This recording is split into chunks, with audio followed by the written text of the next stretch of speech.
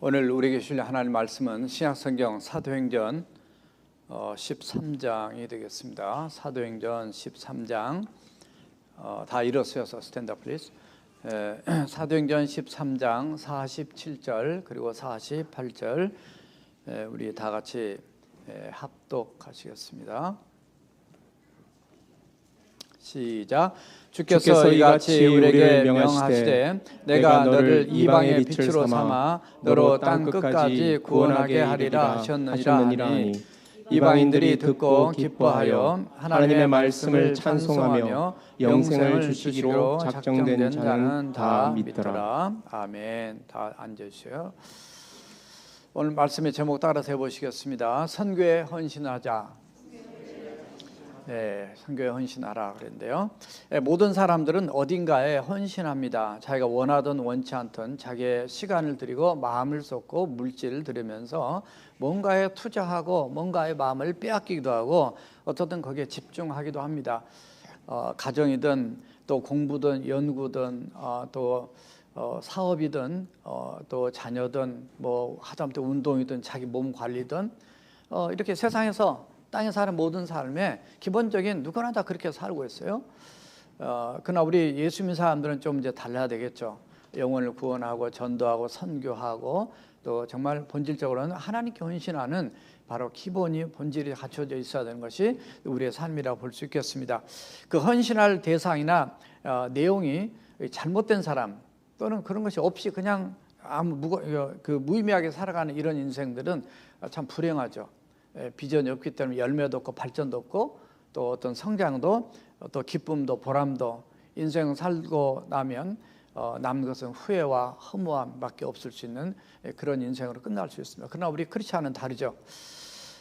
잘못된 삶을 이 가치관을 가지고 살아가는 인생들이 많은데 그런 인생들은 아마 예수 믿기 전에 혹시 이 자리에도 그런 분이 계셨을지 모르죠. 그러나 이제 우리는 그렇게 살고 있지 않다고 봅니다.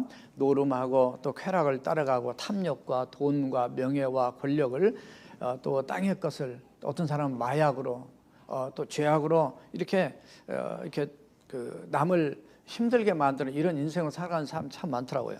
뉴스에 그런 주로 나오죠. 그러나 우리는 좀 다르단 말이죠. 우리는 어디에다 헌신하고 사는가? 우리가 정답을 알고 있지만 여러분들은 어디에 헌신하며 매일매일 살고 계십니까? 때로 우리에게 질문 받아야 될 내용이 있다면 오늘 이 순간에도 예배드리는 이 순간에도 여러분 집에 돌아가고 운전하고 살아가는 그 삶에도 내 삶의 전체를 어디다 헌신하며 사는 거야? 이게 늘 우리가 물어야 될 질문이라고 저는 생각해요. 그래야만이 바른 가치관, 영원한 가치관 하나님이 기뻐하고 원하는 바른 삶을 살 수 있기 때문에 그렇습니다. 인생은 살다가 이 땅을 떠나게 되었어요. 어제 저녁에 어떤 분이 전화를 주셨어요. 그래서 이제 어떤 목사님 전화 주셔서 이렇게 제가 전화를 받고 전화번호를 받아가지고 다시 미국 분하고 통화를 했어요. 우리 교회도 오셨고 스프링 콘서트에도 오셨고 또 6.25 참전 용사셨고 의사분이셨고 늘 우리 교회를 좋아하셨고 이배석 선생님이 돌아가셨다는 거예요. 그래서 이제 놀래서 집으로 전화하는데 전화 통화가 안 돼요. 그래서 오늘 예배 마치고 제가 집으로 가보려고 그러는데 어떻든 나이 지금 91세라고 그렇게 말씀하셨던 걸로 기억이 되는데요. 이렇게 나라 민족을 위해서 또 미국 분들 이 오하이오에서 이 6.25 참전하신 분이 토탈 10,000명이에요. 10,000명. 그 중에서 신시애틀 해밀턴 카운티가 200명이에요. 그 200명 중에서 약 50분이 살아계실 때부터 우리 교회에서 섬겼어요. 제가 늘 가서 올 마지막 주에 기도해 드리고 또 그 피크닉도 참여하고 1년에 거의 4번 정도를 만났단 말이죠. 그랬는데 이번 하필이면 올 마지막 주에 피크닉 있다고 이렇게 그때 원래 기도해야 되는데 기도는 안 하셔도 되는데 너무 지금 숫자가 줄어들어서 그러니까 2년 전에 갔더니 6분 나오셨더라고요. 가족이 딴 분 있고 근데 이번에는 너무 작으니까 오지 마시고 피크닉만 오시라고. 근데 그때 하필 외부 목사님이 우리에게 오셨잖아요. 그래서 그분하고 식사하느라고 시간이 안 돼가지고 못 갔어요. 딱 한 번 못 갔어요. 근데 돌아가시다 보니까 늘 너무 미안한 마음이 있어요. 인생은 왔다 갑니다. 그러나 우리가 어떻게 살다 가느냐, 무엇을 위해 살다 가느냐, 누구를 위해 살다 가느냐. 아무리 이 땅에서 가치 있는 인생은 산 같지만 하나님 앞에 인정받지 못한 인생은 좀 불행하죠. 우리는 갈 곳이 있습니다. 천국이 있어요.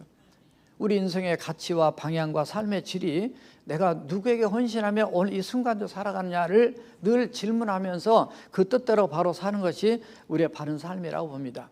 사실 한 3달 전에 우리 유스 어린이들이 유스 우리 청소년들이 틴서브 선교에 가 있다 그래서 되게 좀 충격이었고 좀 부담도 됐어요. 저도 이걸 어떻게 하지? 하나님 기도하는데 하나님께서 그 얼마나 소중한 마음이죠. 코로나가 무섭냐? 총칼 들이대고 니들 죽인다 그러면 교회 몇 명 나오겠냐? 걔네들이 하나님 앞에 헌신을 결단했는데 누가 막을 거냐 말이죠. 기도하고 니들은 밀어. 그래서 부모와 자녀들이 결정을 했고 기도하는데 그래서 하나님 옳습니다. 목숨을 걸고 가서 복음도 전하는데 그까지 이 코로나가 별거냐? 그래서 기도하고 여러분들이 다 함께 기도했습니다. 하나님 은혜로 지금 어떻든 아침에 어제 저녁 이게 5시에 또 우리 집사님 집에서 전체 부모들까지 함께 모여 식사를 했고 그다음에 오늘 아침 7시 반에 제가 7시 26분에 도착을 했는데 벌써 거의 다 와 있어요. 그래서 와서 짐 싸고 뭐 하고 해서 8시에 기도해주고 이제 사진 찍고 이제 출발해서 떠났습니다. 그래서 토요일 돌아올 때까지 아침 6시 반에 일어나서 콰이어 타임하고 또 5시까지 일하고 돌아와서 저녁 7시부터 또 저녁 집회가 있어요. 영적인 뜨거운 집회가 있어요.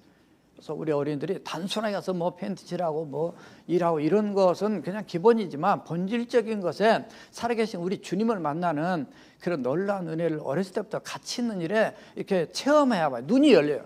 귀가 열려요. 입이 열려요. 마음이 열려요. 미래에 대한 비전이 꿈이 열려요. 나 먹고 잘 살겠다고 공부 열심히 하는 그거는 그냥 안 믿는 사람도 다 할 수 있는 거예요. 그러나 우리 크리스찬들은 다른 거예요. 어렸을 때부터 다른 거예요. 유스 때도 다르고 어린이도 다르고 청년도 다르고 어른들도 달라야 되는 거예요. 우리는 이 땅에 언젠가는 하나님 부르시면 떠나야 되는데 우리 그 유스들 떠나는 우리 유스 7명 그다음에 전사님 그리고 우리 김판 집사님 운전하시고 가시고 김동식 집사님 부부가 또 다른 짐을 싣고 운전하고 지금 올라오고 계십니다. 어떻든 하나님 일에 헌신하는 그것이 너무나 기쁘고 감사했습니다. 자랑스러웠습니다. 가는 선교, 보내는 선교, 함께 동역하는 이 아름다운 우리 능력교회 공동체, 파워 미션. 우리 유장님 늘 기도하실 때 능력 선교교회라 그러셔서 정말 우리는 선교하지 않을 수 없는 그런 교회로 여러분들이 지금까지도 기도해 오셨지만 어떻든 우리는 이 땅에 살면서 가치 있는 하나님이 보실 때 기뻐하시는 그런 본질적인 일에 늘 헌신하는 것 이것이 얼마나 우리 교회 자랑이고 감사한지 모릅니다. 우리가 써주시니 감사하죠. 행복하고 기쁩니다. 그래서 이런 선교에 지금도 헌신하고 있지만은 더욱더 헌신하는 우리 자신들이 되기 위해서 아주 기본적인 베이직부터서 우리는 놓치지 말아야 돼요. 그래서 첫 번째 이 진정으로 선교에 헌신하려면 따라서 해보십시다. 구원의 확신을 가져라. 선교라고 하는 것은 원래 예수 그리스도를 전혀 알지 못하는 자들에게 원래는 문화의 장벽을 넘어서 복음을 전하는 것을 의미했어요. 문화의 갭이 있으니까. 물론 지금도 그 미국 사람 가난한 동네 플레인 웨이라고 하는 아주 한 3,000명 정도 살지만 가난한 동네에 가서 사역하러 갑니다. 매년 장소가 틀립니다.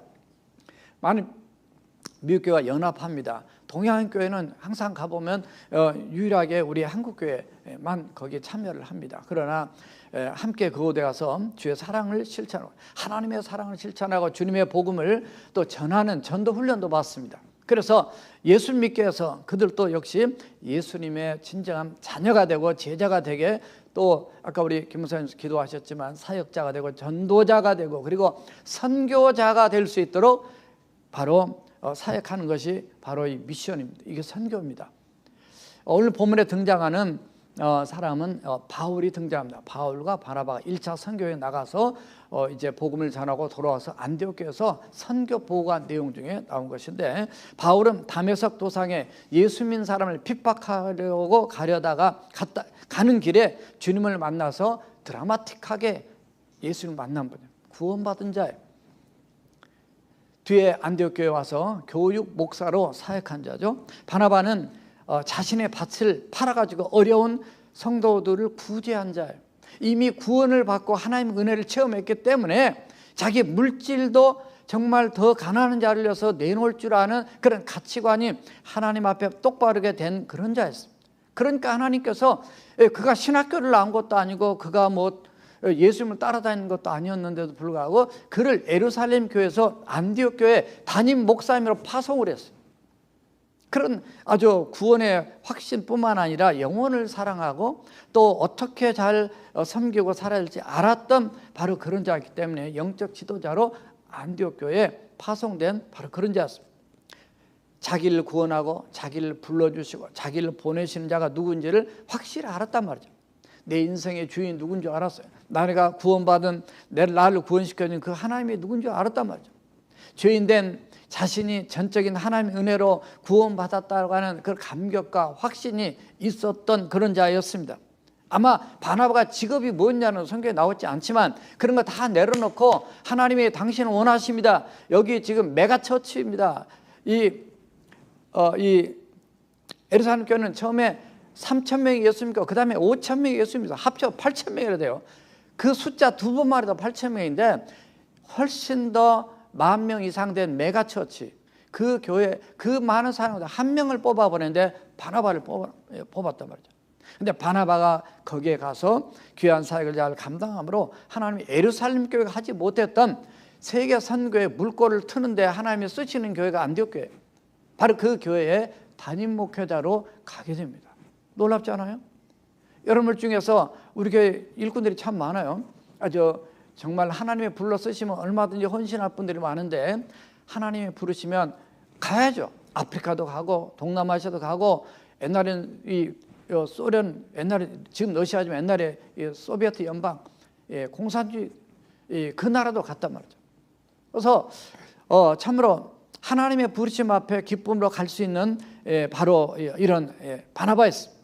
바로 하나님의 일은 하나님 일이 바로 이 선교인데, 이 선교는 어디서부터 시작되냐면 믿는 데서부터 시작돼요. 이게 베이직이에요. 그러니까 하나님을 믿는 것에서부터 선교가 시작이 되고 또 다른 사람을 믿게 만드는 것이 또 그게 선교의 베이직이에요. 그게 없이 그냥 단순하게 가서 도와주고 뭐 하고 이런 걸 안 믿는 사람도 다 할 수 있어요. 우리 믿는 사람들은 그렇게 도와주고 섬기고 하는 이유 중에 딱 하나는 그 영혼이 예수님을 만나고 예수님 믿고 구원받아서 영원한 생명을 얻고 그 다음에 또 다른 사람도 예수님이 십자가에 못 박혀 죽으시고 사흘 만에 이 부활하신 그 주님을 믿게 만드는 이 본질적인 사역을 위해서 우리 크리스찬들은 다른 사랑의 섬김, 봉사 이런 것들을 하는 거다 말이죠. 예수님 그러셨어요. 제자들 물어봅니다. 이 요한복음 6장 28절에서 우리가 어떻게 해야 하나님의 일을 하오리까 이렇게 물어봤어요. 어떻게 하면 우리도 하나님의 일을 하겠습니까? 그랬더니 예수님께서 이렇게 말씀하세요. 예수께서 대답을 이르시되 하나님의 보내신 일을 믿는 것이 하나님의 일이다. 어떻게 보면 좀 말이 안 맞는 것 같아요. 무슨 일을 해야 되는데 하나님의 보내신 이가 누구예요? 예수님이에요. 예수님을 믿는 것이 그게 진짜 하나님이 가장 중요한 일이라는 거예요. 예수님을 안 믿고도 하나님의 일, 교회의 일, 무슨 일을 할 수도 있다 말이죠. 사람이 눈에 볼 때는 그럴 수 있어요. 그러나 그거는 하나님이 인정하는 일이 아니에요. 그래서 가장 기본적인 것이 우리가 예수님을 내 구세주와 주님으로 믿는 거, 이게 가장 중요한 일이라는 것을 우리 놓치면 안 됩니다. 요한복음 6장 40절에서 내 아버지의 뜻, 하나님의 뜻은 아들을 보고 즉 예수님을 보고 믿는 자마다 영생을 얻는 이것이다. 그러니까 우리가 영원한 이터널 라이프에 이 영원한 생명을 얻는 것을 위해서 예수님 오셨기 때문에 이게 가장 중요한 것임을 가르쳐주고 있습니다. 우리가 예수 믿고 교회를 다니고 또 선교하고 전도하고 교회에서 봉사하고 섬교하고 많은 일이 있지만은 가장 기본 베이직이 바로 구원의 확신을 갖는 것입니다. 예수 믿고 내가 죽어도 지금 죽어도 천국 갈 수 있다는 믿음과 확신 가지고 살아가는 삶이 가장 중요한 것인데, 사도 바울이 이런 확신을 가지고 하나님의 부르심 받아 선교에 나가서 복음을 전해보니까 오늘 48절 이렇게 되었어요. 이방인들이 이 복음을 듣고 예수님에 대한 복음을 듣고 기뻐했다 말이죠. 하나님의 말씀을 찬송합니다. 할렐루야 하면서 기뻐하면서 영생을 주식으로 작정된 자는 다 믿더라 말이죠. 하나님의 주권과 통치하에서 내가 복음을 전하는데 어떤 사람은 거부한 사람이 있고, 어떤 사람은 그냥 아직은 아니라고 하는 사람도 있고, 어떤 사람은 내가 기다렸다고 얘기해서 마음을 열려서 밖으로 이렇게 준비된 사람도 있단 말이에요. 바로 그런 사람들은 정말 다 믿더라는 거죠. 그러니까 누가 믿게 하는 거냐면 내가 하는 것이 아니라 나는 복음을 전했을 뿐인데 믿게 하신 분이 하나님이시라는 걸 여기 인정하는 거죠. 그래서 이 선교의 핵심은, 구원의 핵심은 어떠로 하는 것인데, 바로 이를 위해서 우리 자신이 먼저, 아까도 말씀드린 구원의 확신이 있어야 된다는 걸 말씀드려요. 왜냐하면 구원의 자신감이 없게 되면 복음을 전할 수 없어요. 전도하라 아무리 얘기해도 전도를 못합니다. 선교하라 그래도 선교를 못합니다. 그러나 우리 교회는 전도도 열심히 하고 선교도 열심히 하고 하는데, 문제는 교회는 열심히 하는데 자기는 열심히 안 해. 이게 문제야. 이게 제가 큰 교회 있어봤어요. 한국의 대형 교회 몇천 명 모이는 교회 있어봤어요. 그런데 열심히 기도한 그 교회는 뜨겁대. 그 교회는 기도 많이 한대. 그 교회는 선교 많이 한대. 근데 들어가서 이렇게 보면 썩은 고목나무나 썩은 무너져서 시체 죽어있는 이 나무가 쓰러져 있는 죽은 것처럼 그런 시체들이 많이 들어있어요. 우리 교회는 그런 사람이 한 명도 없는 줄을 믿습니다. 저는 그렇게 믿고 싶어요. 정말 같이 깨어서 기도하고 같이 깨어서 전도하고 같이 깨어서 선교하고 같이 마음을 모으는 게 중요한 거지, 내가 잘났는지 네가 잘났는지 이렇게 해가지고 영적으로 갈등 생기고 싸우고 이런 교회들이 있어요. 우리 교회는 그런 거 없어. 감사한데 마귀가 기뻐하는 거죠. 하나님이 기뻐하고 하나님이 나의 구원을 위해서 십자가에서 못 박혀 죽으시고 나를 구원해 주셔서 최선을 다해 주셨는데 주님은 바라보지 않고 엉뚱한 걸 가지고 싸우는 이런 교회가 돼서는 하나님이 기뻐하지 않단 말이죠. 우리가 그러나 구원 받은 것을 기뻐하고 좋다고 하면서 거기에만 머물면 안 된단 말이죠. 이런 기본 베이직이지만, 이런 여기서만 머물고 자랑 삼고 자부심을 갖고 살아가는 민족이 있어요. 그 민족이 대부분 뭐냐면 유대 민족입니다. 자기는 우리 민족은 유대 민족, 하나님부터 택함받은 민족이라는 자부심과 자랑과 이런 특권만 가지고 이방인들을 무시하고 그들을 이렇게 그냥 완전히 이방인은 개 취급했어요. 전도가 없어요. 선교가 없어요. 물론 요즘 이 메시아닉 주들, 예수님을 내 구세로 주님을 믿고 돌아오신 그분들은 세계 선교를 해서 기도하고 정말 열심히 한 뜨거운 그런 이제 유대인 교회도 많이 생겨나고 있습니다. 그러나 구약에서 요나한테 너는 니느웨 가서 외쳐라, 그걸 회개하고 외쳐라 그럴 때는 입 닫다가 안 가고 싶은 그런 마음들이 사실 유대인들만 아니라 오늘날 많은 크리스찬들에게도 있다 그 말이에요. 우리 중에도 있을 수 있다 그 말이에요. 정말 그래서 우리는 우리의 심장과 우리의 마음이 살아계신 하나님은 너희는 가서 모든 족속으로 제자를 삼아라, 모든 세계 온 민족을 품고 그들이 하나님 앞에 돌아오도록 기도하고, 하나님 앞에 우리가 9시 1분 구원기도 드릴 때마다 기도하지만 세계 선교를 위해서 기도하죠.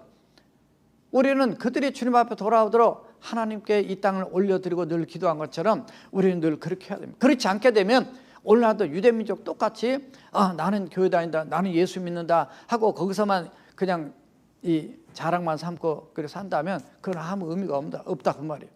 그래서 구원받은 우리가 예수 믿기 전에 우리의 모습은 뭐였느냐? 우리는 바로 내 자신이 선교지였어요. 선교지. 따라서 하세요. 나는 선교지였다. 선교지가 뭐예요? 그냥 예수 안 믿는 사람이란 말이에요. 그러나 이제 예수 믿고 난 다음에 현재는, 따라서 하세요. 현재는 선교자다. 선교사는 아니다. 선교사는 풀타임으로 사역하는 사람을 선교사 이렇게 했지만 우리 교회는 제가 선교자, 선교하는 자 이렇게 의미해서 선교자다. 그렇게 이 말을, 한국말을 만들었단 말이죠. 우리는 선교자예요.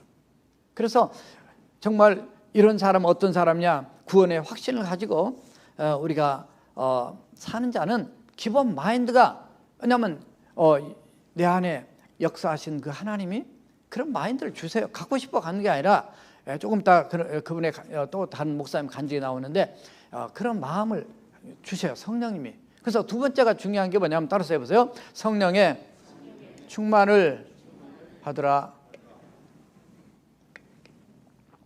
자, 성령님 중요합니다. 우리 예수입니다. 하나님, 예수님, 성령님. 창조주, 구원주, 그 다음에 우리의 모든 그 하나님의 뜻과 역사를 적용하시고 이끌어 가시는 그 성령님이 우리 개인 구원을 위해서 역사하셨습니다. 여러분, 예수님께서 성령님의 감동, 감화 역사하셨어요. 교회를 세울 때도 성령님의 강림하심을 통해서 마가 다락방에 성령이 임하심으로 그들이 눈이 열리고 또 입이 열리고 귀가 열리고, 그래서 그들이 예수님에 대한 확신도 갖게 되면서 우리만 아니라 이방에 대한 그 사람들에 대한 그 눈도 열리게 되면서 세계 선교에 어떤 준비되는 그 신명이 될 수 있게 했습니다. 안디옥 교회는 바울과 바나바를 따로 세워서 파송하에 보내면서 세계 선교에 함께 동역하는 그런 교회를 하면 여러 가지. 이 누가 다 하셨냐면 바로 성령님이 하셨단 말이죠. 그래서 우리가 늘 성령으로 충만하자 그런 말씀 들은 이유가 바로 여기였습니다. 내가 충만한 거, 내 감정이 충만한 것이 아니라 하나님의 영이 내게 충만하게 되면 내가 영적으로 힘있게 됩니다. 마가 다락방에 가봤어요. 늘 말씀드리면 마가 다락방이 이거 한 3분의 1 정도밖에 안 돼요. 근데 거기에 몇 명이더라? 120명이 들어갔어요. 다 붙여 앉아서 무릎 꿇고 앉아서 아마 기도를 했다면, 한국 사람 무릎 꿇었겠지만 그분들 어떻게 했는지 모르지만 아무튼 이 빽빽하게 거기서 이 하나님 앞에 부르짖고 기도했을 때 성령님 강한 역사가 임합니다. 그래서 이 은혜를 체험하고 나니까 그들이 그 하나님의 큰 일을 이제 전하게 됐을 때 거기에 왔던 그 16개 각 지역에서 왔던 사람들이 각각 자기 난 곳의 그 언어로 그들이 듣게 됐다, 이렇게 됐어요. 사도행전 2장 11절을 보면. 그래서 누가 놀라냐? 아니, 저 사람들이 우리말을 알아듣는다는 게 이상한 거죠. 이 놀라운 은혜를 제자들이 체험하게 됩니다. 사도행전 1장 8절에 아까도 기도에 나왔지만 성령이 너에게 임하시면 너희가 권능을 받고 예루살렘과 온 유대와 사마리아 땅끝까지 이르러 내 증인이 되리라 그랬는데, 정말 땅끝까지 주님의 증인 될 수 있는 귀한 역사를 그들이 체험하게 됩니다.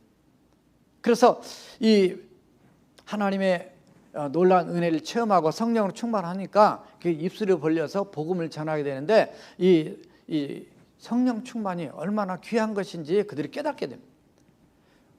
이 성령 충만을 위해서 이미 그들은 기도했단 말이죠. 사도행전 1장 14절에서 그들이 마음을 같이하여 오로지 기도에 바로 힘썼다. 그랬을 때 놀라운 역사였어요. 오늘날 교회들이 기도가 죽었어요. 코로나 때문에 지금도 우리 차라리 지금 줌을 하고 있는데, 줌을 하고 있는 장점은 더 많이 참여하니까 좋은 점이 있어요. 물론 같이 집에서 부르짖고 기도하지만은 정말 기도를 깊이 더 해야 돼요. 사실 교회 와서 옛날처럼 철화를 해요. 온라이트 철화하면서 부르짖고 기도할 때 살아계신 하나님을 체험해요. 요즘엔 그냥 그런 시간을 투자를 안 하고 집에서 맨날 그냥 TV나 뭐 셀폰이나 뭐 인터넷에 이거 보고 있으니까 영성이 말이죠. 밑바닥이에요, 밑바닥. 목사들도 밑바닥이야. 저부터서 옛날에 비해서 그런 더 깊은 영성이 떨어졌어요. 그래서 정말 전기가 한 달 동안 나가버리면 문제가 생겼죠. 한 달 나가면 먹고 사는 것도 문제이고. 그럼 우리 강현진 집사님이 안 돼. 지난번에 저기 냉장고가 그 고장 나가지고 식당 하시는데 어려움이 있었어요. 그러니까 무지 더운 날. 그래서 그렇게 하면 안 되고, 그러니까 식당 쪽은 나가지 말고 우리 집들마다 하룻밤만 전기가 나가도 말이죠. 아무 할 일이 없어. 아무것도 볼 것도 없어요. 그래서 제가 그때가 어릴 때 생각나는 거예요. 부모님이 목회하실 때 그 옛날이니까 뭐 TV도 없던 시절입니다. 교인들이 저녁마다 갈 데 없으니까 집을 항상 놀러 오세요. 매일 밤 놀러 오세요. 그러니까 잠을 방 하나에서 다 자는데 매일 밤 이렇게 난 숙제해야 되는데 그때 처음엔 중학교 때까지 호롱불 켰어요. 그런데 뭐 계속 얘기하시니까 저는 그때 숙제하고 뭐 하고 시험 준비도 하고, 그러다가 조금 있으면 이제 아버지께서 우리 다 같이 이제 예배 드립시다 그래요. 그러면 예배 드리는데 거기서 어떻게 공부할 수 있어요? 그러니까 그냥 책 덮고 같이 예배 드려요. 찬송 그냥 갈 길을 밝기 뭐 그냥 구주 예수 의지하면 심히 기쁜 일일세 그냥 마귀들과 싸울지라 막 하면서 막 찬송 한 10곡 정도 부르시고, 그 다음에 이제 동서로 막 기도하고 막 하나님의 은혜가 임하는 거예요. 거기에 막 귀신 들린 사람이 막 와서 귀신이 나가는 거예요. 막. 저는 그걸 많이 봤어요. 하나님은 살아계. 따라서 하세요. 하나님은 살아계시다. 그냥 이렇게 지식적으로만 알아가지고는 아무 능력이 없어요. 귀신 들린 사람 갖다는 뭐 벌벌 켜. 너 그냥 귀신 들린 사람이 왜 나 못 쫓아내요? 이렇게 얘기하는 거예요. 기가 막히지 뭐. 교회에서 뭐 직분이 있는 게 중요한 게 아니야. 하나님 앞에 영적으로 껴서 무장되지 않으면 아무것도 아니라니까. 우리가 성령으로 충만하지 않으면 선교고 뭐고 뭐 그런 건 그냥 뭐 당연히 해야 될 일이지만 내 개인의 신앙 하나 지키는 거 똑바로 하지도 못하는 그런 것으로 빠질 수 있어요. 예수님을 따라다니는 거, 예수님의 이 승천하는 모습을 본 사람들 약 500명으로 봅니다. 그 승천한 장소에다가 승천교회라고 교회를 지어놨어요. 거기 가서 봤는데 한 500명이 봤지만은요, 예수님이 승천하고 올라가신 걸 보고도 불구하고 마가 다락방까지가 거의 한 1km쯤 돼요. 그런데 거기까지 와서 예수님의 약속의 말씀을 붙들고 기도한 사람은 120명밖에 안 돼요. 무슨 얘기냐면 약 4분의 1만 믿는 거예요.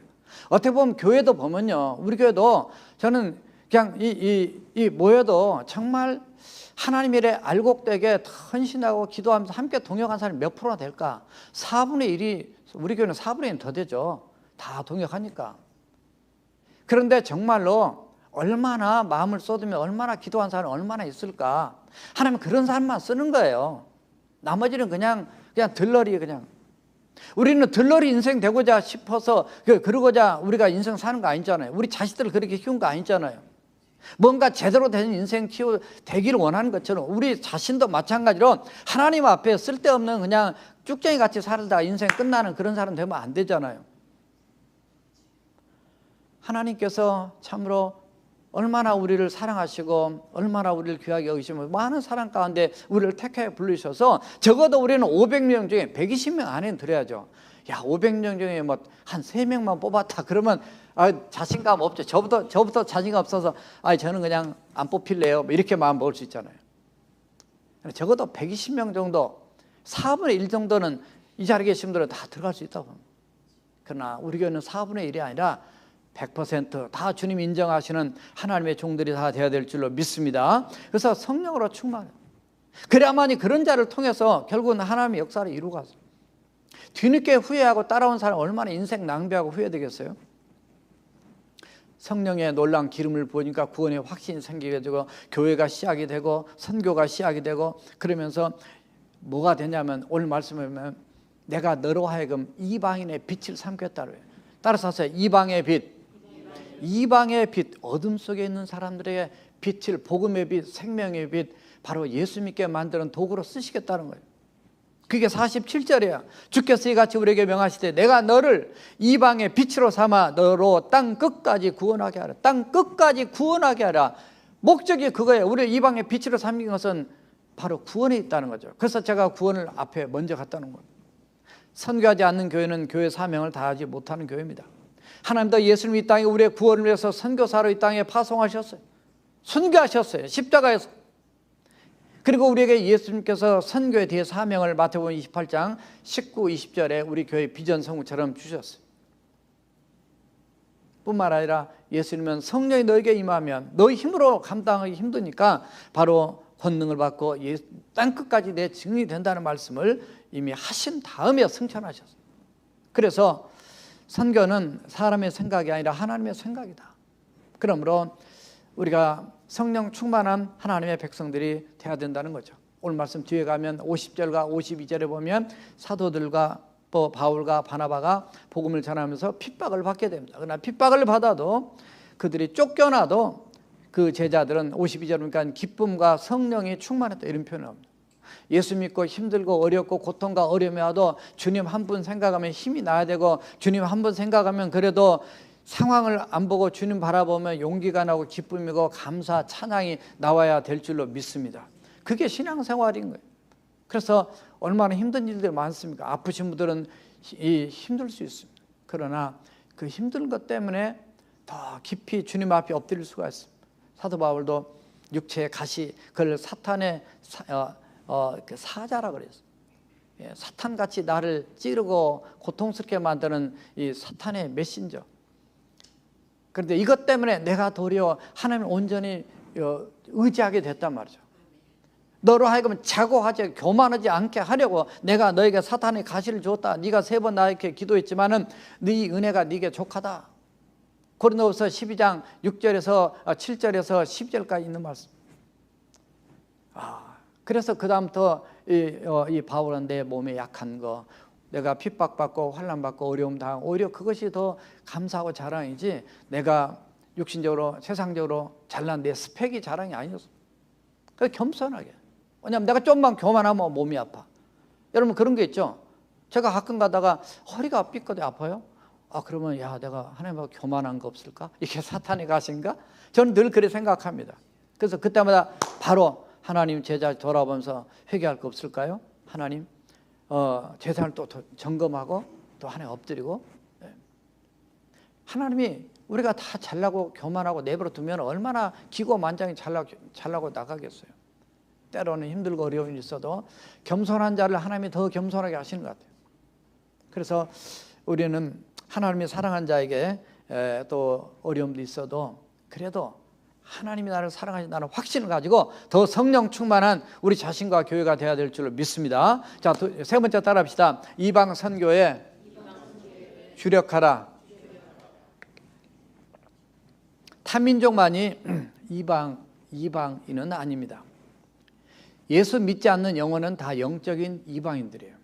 그래서 옛날에 문화적 원래 선교학을 이제 공부하면 그런 문화, 혈색, 혈통 이런 거 다른 것들을 구분했지만 오늘날은 사실은 다 미국 안에도 지금 수없이 많은 민족들이 들어가 있고 또 한국도 마찬가지고 또 어디 가봐도 어느 나라든 요즘 다 그냥 많은 민족들이 이렇게 들어와 있습니다.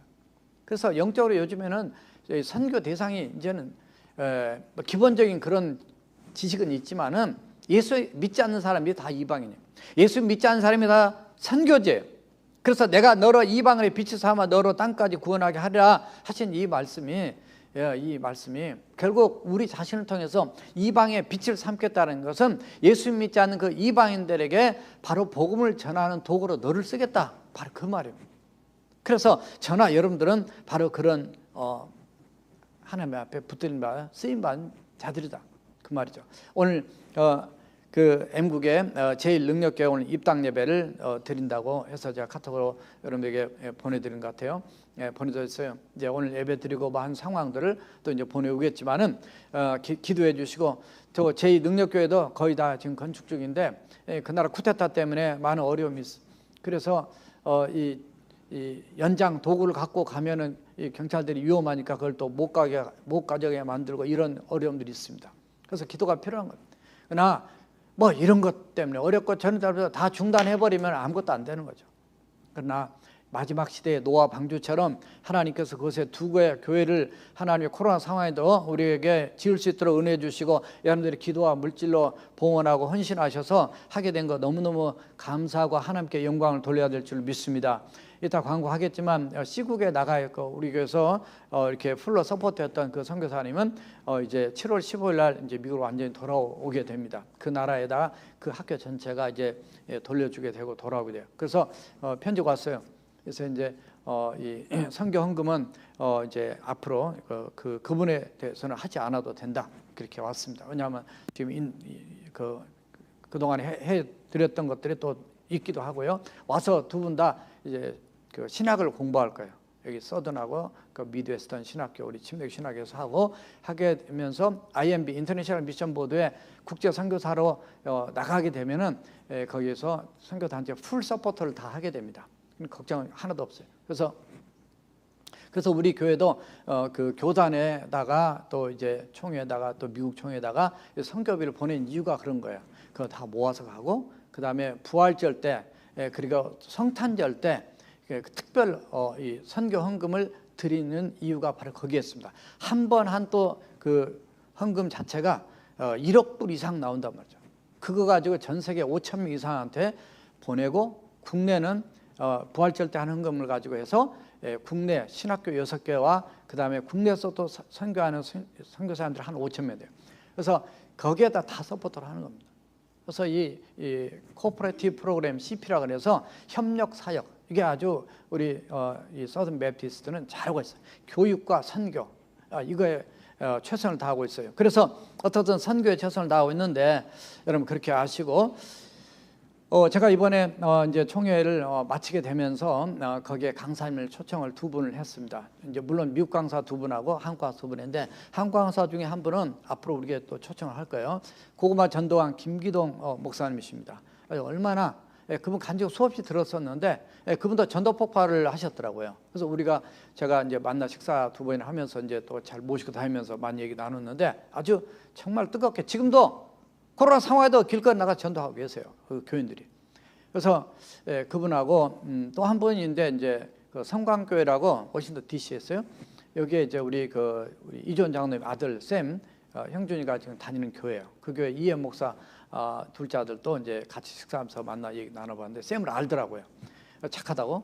근데 이제 그 목사님이 43살에 콜링을 받았어요. 정말 예수 안 믿고 잘 나가고 부자고 회계사로 그냥 버지니아에 잘 나가는 사람인데, 하나님이 그분을 부르셔서 이제 예수 믿게 만드시고, 그리고 이제 뒤에 목회자로 또 부르시게 되면서 사역을 하게 되는데, 그분도 20년 동안 그 교회를 목회하셨더라고요. 제가 이제 20년 된 목사님들 2년 동안에 한 15분이 나와가지고 그분들한테 감사패를 이제 그 총회장이 제 이름으로 이제 이렇게 주도록 되어서 했어요. 저는 22년째인데 나도 받아야 되지 않냐 했더니, 이거 어떻게 자기가 자기한테 줄 수 있냐 그래서 안 된다 그래서, 아니라고, 나 22년째인데 나 꼭 받아야 된다 그래서 그 감사패 결국은 받았어요. 총회장이 능력교회 담임 목사한테 준다 그래서 제가 저한테 해서 바로 직전 총회장이 앞에 앉아서서 나오라 그래가지고 이렇게 받았습니다. 감사해요. 제가 부족한데 여러분들이 참아줘서 그래도 오래 있게 돼서 감사하죠. 그래서 아무튼 했는데, 지금 임영호 목사는 그분이 변화되고 성령을 체험하니까, 원래 그런 게 있잖아요. 강한 사람은 하나님이 다이나믹하게 꺾는 거예요.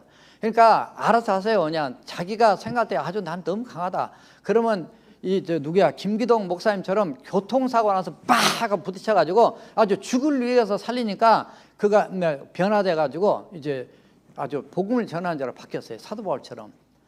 그러니까 사람들이 막 은혜 받고 막 그러니까, 옛날에 한국에 있을 때 나도 저기 집사님처럼 그렇게 은혜 받았으면 좋겠다고 막 그러니까, 당신도 한번 교통사고 나와볼래요? 그러면 다 싫다 그런다는 거죠. 여기에 임영호 목사님 이분도 아주 강하신 분인데 하나님의 강력한 은혜로 변화돼가지고 예수 믿고 지금 20년째 사역하는데, 20년 됐는데 교회가 한 850명 모여요. DC에 이제 하시는데, 거기에 한 교회에서 선교사를 풀타임 서포트하는 선교사가 100명이 나갔어요. 그러니까 이제 한 3달 전에 제가 통화할 때, 이번에 곧 2커플 나갑니다, 4명이 나갑니다, 그렇게 되면 100명이 됩니다. 이번에 오셔서 간증하는 그렇게 하시더라고요. 그래서 그 교회는 교회 예산의 75%가 선교야. 그래서 교회에서 여기 막아서 한다고 해가지고 그 밥 사 먹고 이런 거 일절 없어요. 거기는 오직 선교야. 교회가 살아있어. 그냥 생일 파티하고 어디 가서 한다고 그냥 밥 사 먹고 이런 거 일절 없어요. 우리 교회도 다 없앨 거예요. 이제 마지막 때에 우리가 하나님 앞에 어떻게 똑바로 살아야 되느냐, 정신 똑바로 차려야 돼. 한국에서 이렇게 큰 교회만 그냥 다녀서 교회에서 모든 게 다 나오니까 그냥 다 교회 돈 나고 다 써서 막 하는 줄 알고 이렇게 잘못된 이 생각을 갖고 있는 이 멘탈들이 있는 사람들이 이 교회를 망친단 말이죠.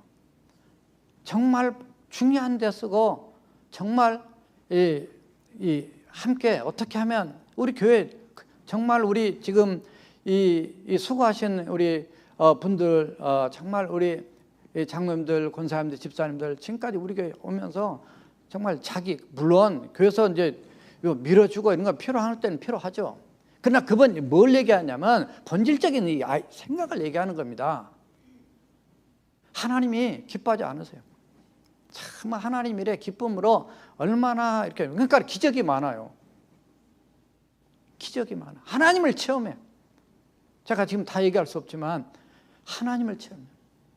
예수 믿어도 몇십 년 믿어 하나님을 체험하지 못하면 엉터리야. 이거는 하나님은 마지막 시대에 꼭 필요한 교회를 쓰시는 겁니다. 저는 우리 교회에 대해서 참 감사해요. 여러분들이 따라주시고 또 밀어주시고, 그래서 정말 M국의 교회를 이렇게 지은다는 것 자체가 제가 자랑이 될까 봐서 목사님들한테 얘기를 안 했어요. 어떤 분이 막 하도 뭔 얘기를 해서 제가 그 얘기를 했더니, 와, 어떻게 그 교회에 있으면 그런 교회 또 지어달라고 하면 자기한테 얘기해달래요. 우리도 지어주고 싶대요. 어떻든 준비되고 깨어있는 목회자나 교회는, 살아있는 교회는 살아있어요. 우리가 살아있어야 됩니다. 목사 혼자만 살아있어도 안 되고요. 교인들이 다 교회 리더들과 교회 성도들이 살아있어야 돼요.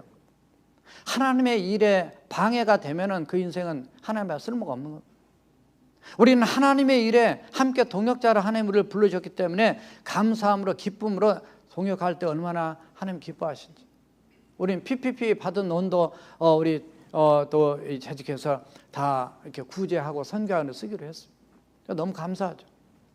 그러니까 지금 그렇게 하고 있어요. 지금 전 세계 인구를 보니까 정말 지금 얼마인 줄 아세요? 전 세계 인구가 78억 7,500만 명이 넘었더라고요. 와, 누가 그렇게 얘기를 많이 하는지 모르겠어요. 78억이 넘었어요. 얼마 전에 70억 넘은 것 같더니 저는 가끔 체크를 사실 해봅니다. 근데 너무 빨리 급속도로 지금 늘고 있어요. 많이 죽고도 있지만, 이 중에 기독교 인구가 지금 현재 33.3%, 이건 캐톨릭과 우리 개신교 합쳐서 하는 얘기예요. 무슬림이 23.9%, 힌두교가 14%. 불가지론자, 어떻게 신의 세계를 알 수 있냐고 인정하지 않는 아예 그런 자들을 8.7%, 불교가 7.1%, 이렇게 지금 흐르더라고요. 이게 지금 작년 10월달 통계인데요. 기독교 인구가 미국이 2억 6천만 명. 이게 맞는지 모르겠어요. 뭐 실제로 구원의 확신을 갖고 하면 훨씬 낮게 나오거든요. 근데 어떻든 뭐 물어보면, 전도하다 많이 물어보면 많이 교회 다니는데 많이 뭐 신앙이 있다고 그래요. 그런데 어떻든 2억 6천만 명. 브라질이 많습니다. 브라질이 1억 9천만 명. 여러분, 브라질이 세계 선교사 파송 국가 2위입니다. 브라질이. 한국이 옛날에 2위였는데 또 지금 떨어졌어요. 3위로. 브라질이 2위고, 중국이 1억 4천. 멕시코가 인구 많아요. 멕시코가 1억 2천만 명. 이 기독교 숫자를 지금 얘기하는 거예요. 멕시코도 문제가 많죠. 그냥 지금 뭐 마약이니 뭐 그냥 싸우고 난리인데, 5위가 러시아입니다. 1억 1천만 명. 왜 제가 이런 말씀 드리냐면, 이렇게 전 세계에 대해서 이해를 하고 알고 같이 세계 선교를 기도를 해야 되겠다 싶어서 이런 자료를 찾아봐서 말씀드립니다. 세계 국가가 지금 현재 193개로 보는데, 세계 지도에 표시된 국가는 이게 무슨 차이인지 모르겠어요. 237개고, 국제법상 국가는, 그러니까 작은 국가도 있거든요. 4명이 사는데 자기 국가라고 얘기하는 사람도 있어요. 미국 안에도 있어요. 그래서 이렇게 따지니까 242개더라고요. 아시아에 50개, 아프리카에 56개, 유럽에 57개, 아메리카, 남아메리카, 북아메리카 다 해서 33개, 오세아니아, 그러니까 저기 호주 그 부근에 14개, 이렇게 해서 있단 말이죠. 그런데 이 중에서 아직 복음이 들어가지 않은 미전도 종족 타문화권에, 그러니까 다른 문화권에서 들어와서 복음을 전해주는 그런 일들이 있어야 되는데, 그러니까 없으면 복음화가 될 수 없는 그런 종족들, 다시 말해서 기독교인 비율이 2%가 안 되는 종족을 미전도 종족을 하는데, 그게 7,400개예요. 그리고 세계 인구의 42%, 약 32억, 아직도 많이 남았어요. 종교별로는 무슬림이 4,000개로 가장 많고, 토착 종교, 부족 종교, 그 다음에 힌두교, 불교, 이런 순으로 되어 있더라고요. 그래서 탑 10 미전도 종족 국가들이 있어요. 그냥 기억을 하셔요. 왜냐하면 저도 이걸 찾아보니까 더 자세히 아는 거고요. 제일 많은 미전도 종족이 인도입니다. 인도는 약 2,444 종족이 있어요. 파키스탄 501개, 중국 445, 방글라데시 301, 네팔 275. 왜냐하면 네팔 가보니까 그 네팔 산족들이 있어요. 그러니까 태국이나 이 산족들이 이 전도가 더 들어가야 되기 때문에. 인도네시아 235, 수단, 아프리카 수단 130, 러시아 117, 그다음 라오스, 그 베트남 옆에 라오스 109개 미전도 종족이 있고, 이란 이란 84개. 왜 그러냐면 이런 나라들이 복음화가 지금 제일 안 돼 있고 아주 치열한 영적 전투 속에서 복음을 지금 들어가서 전하고 있는 선교사님들이 많이 있습니다. 그럼에도 불구하고 지금 복음화율이 0.1% 미만인 종족, 더 줄여서 더 작게 이렇게 보면 이거를 뭐라고 하냐면 미개척 미전도 종족이라고 그러게요. 그러니까 under unengaged unreached people 그룹이라고 얘기하는데 여기가 220 종족만 남았어요. 그러니까 지금 복음이 엄청 많이 들어가 있습니다. 아주 극히 적게 지금 들어간다면 소수밖에 없어요. 앞으로 지금 선교 정책을 바꿔야 된다 얘기할 정도로 이런 상황이 좀 와 있어요. 어떻든 우리 교회만 아니라 많은 선교사님들이 지금 세계 나가는 선교사님들이 약 45만 명 이상을 보고 있어요. 그래서 미국이 지금 한 15만 명으로 가장 많이 나가 있고요. 그다음에 브라질, 또 한국 또 이렇게 되는데 어떻든 교회는 바로 하나님의 마음을 품은 선교 기관이다. 안디옥 교회는 바로 모두 다 선교자였다. 우리 SBC 총회, 미국 총회입니다. 제가 지난 말씀드렸지만 이번에 한 2만 1,440 몇 명 왔어요. 엄청나게 와가지고 다 못 들어갔다는 말씀 드렸는데 2025년도까지 500명의 선교사를 해외 선교사로 새롭게 파송할 비전을 갖고 있습니다. 그래서 지금 우리 한국의 많은 목사님들 원하셔서 지금 요구하고 지금 준비하고 있고요. 그다음에 미국 안에 5,000개 교회 개척을 목표로 이렇게 비전을 제시했어요. 정말 뜨겁게 이번에 모여서 기도하고 이런 모습이었습니다. 마지막으로 시간은 갔지만 우리 한국 사람들이 나가면 전 세계에 제일 환영합니다. K-팝이 노래가 문제가 아니고 노래가 문제가 아니라 음식이랄지 언어랄지 이런 것 때문에 아주 인기가 보통 많은 게 아니죠. 여러분 다 아시죠? 한국 사람이 세계 선교에 적합한 첫 번째 이유는 황인종이기 때문이라는 거죠. 거부감이 적대요. 전 세계 인구의 70%가 황인종이니까 정말 훨씬 백인 나라보다는 이렇게 나가 사회가 좋다는 거죠. 두 번째, 먹성이 좋다. 뿌리부터 잎사귀까지 다 안 먹는 게 없다는. 그래서 어떤 미국 사람이 그 부추를 뜯어서 옆집에 한국 사람이 먹는 걸 보고 옆에 잔디를 깎아다가 주더라는 거죠. 그래서 왜 가져왔냐 했더니 당신 그 잔디 깎아서 먹지 않느냐 그러는데 그 정도로 먹성이 좋은 우리 한국 사람들. 그래서 어디 갔다 뭘 먹어도 된단 말이죠. 세 번째, 어떤 기회에도 다 적응할 수 있는 체력을 가지고 있어서 못 갈 데가 없다. 그래서 전 세계 170 몇 개 나라 우리 한국 사람 나가 있는데 춥든 덥든 어디든지 나가서 교회가 있고 어디 나가도 선교하고 있는 상황입니다. 네 번째, 영역이 있다. 전 세계에서 꾸준하게 새벽기도하는 민족 우리 민족밖에 없다는 거죠. 자, 마지막 다섯 번째, 교육 수준이 높아서 어느 나라에 가든지 잘 가르칠 수 있다는 거죠. 다 그렇잖아요. 저는 나라가 잘 살기도 하지만 한국 자체 그러지만 우리가 미국에 있기 때문에 이 마지막 때 선교에 대한 사명감과 책임감을 가지고 우리 주님 앞에 새롭게 헌신하고 또 나가는 저와 여러분 되시기를 주님의 이름으로 부탁드립니다. 다 같이